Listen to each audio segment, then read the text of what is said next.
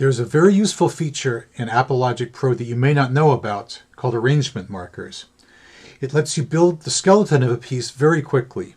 You set up arrangement markers to tell it where your sections are, and then you can copy, move, and delete them across all your tracks very easily.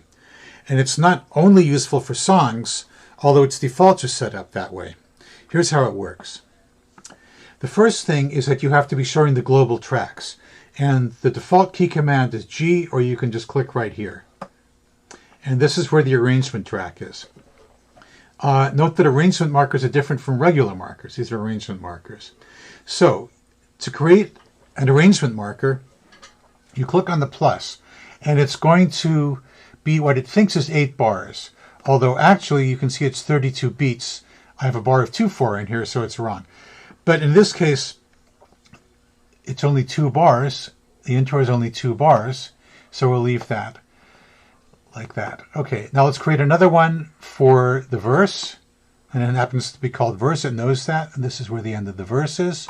All right, now this next bar of 6/4 is actually the same as this 4/4, 2/4, and that is really another copy of the intro, but we're going to call it, let's just call it A2, and we're going to go like that, and we're going to rename it A2. Rename A2. Okay, the next one is the chorus. I think it's going to call it the bridge, but we're going to call it the chorus. Yep, they call it the bridge. So let's call it the chorus, and so on. Okay, so now let's say we want to repeat this section at the end over there. We're going to click on it, hold down Option, drag it over, and we will have another copy of it right here. Now let's say, you know what, I really don't want this here. So we'll go like that, hit delete, and it's gone. If I hit delete again, everything to the right will move over to fill in the space. But let's just say I want to change the marker, and in that case, you want to suspend the content connection, and you can just move the marker